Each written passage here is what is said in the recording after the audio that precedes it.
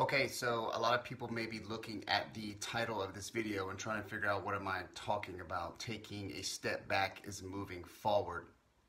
So today, another really good trainer out of here, Lafayette, Jace Lopez, posted something, and it was about putting forth your best effort. And one of the persons commented about having kind of like a bad workout and this and that. Sometimes we are going to have bad workouts, and that is normal. Okay, you cannot expect to go to the gym every single day and knock it out the park. Okay, so sometimes taking a step back is actually going to be beneficial. This is something that I cover a lot with a lot of grapplers and fighters and people like that, because they're always 100% effort. Okay, those type of personalities, when they get on top inside the mats and the rings and things like that, they're 100% all the time. They're constantly grinding. They're constantly trying to make more practices and so on.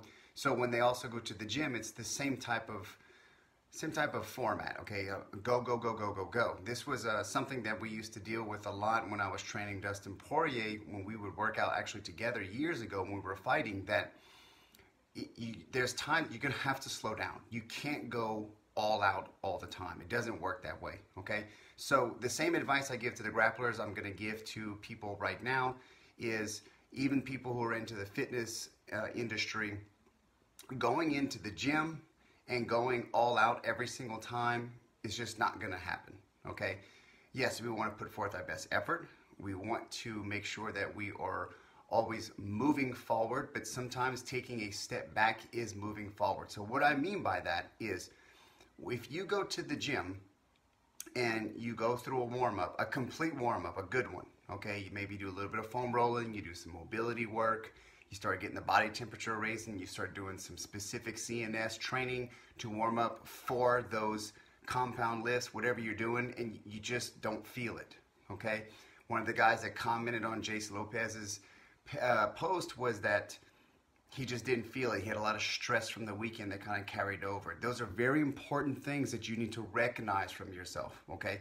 So if you do a really good warm-up and you just kind of feel that way, this is the same thing for like fighters and grapplers actually on the mats, okay? If you go through a warm-up, you go through the weight room and you're just not feeling it, simply just don't go so hard, okay?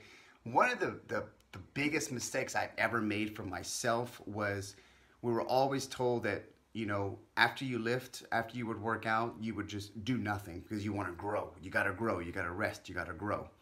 One of the things that I learned the hard way is that the more active we are, what we call active recovery nowadays, the more you actually feel better and actually recover a lot faster.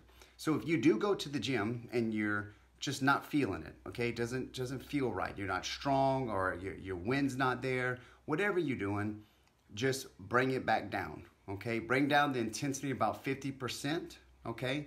You'd be amazed on how maybe a couple of just some body weight exercises, a little bit extra mobility, a little bit of yoga, okay? Or even walking on the treadmill at a fairly fast pace for like just 45 minutes, you'd be amazed on how good you'll feel the next day, okay? Don't sit there and try to go through your routine and push the pace, okay? Because sometimes our bodies are trying to talk to us, all right? So yes, we do have to be intuitive and understand what our bodies are telling us, and we do have to push ourselves. A lot of times our body mentally will tell us to hold back. So yes, we got to push through those plateaus. But there's a time where you're gonna feel weak. You're gonna feel achy. You did a really good warm-up and it's still just not working, okay? That's when you're gonna hit the extra mobility. That's when you're gonna hit the extra yoga, okay? That's when you're just gonna go simply walk outside. Don't even walk on the treadmill. Just go outside and go walking. Go walk for like 45 minutes to an hour. Get the blood pumping. Get that active recovery going, so that way your body will be nice, fresh, and ready to go for the next day.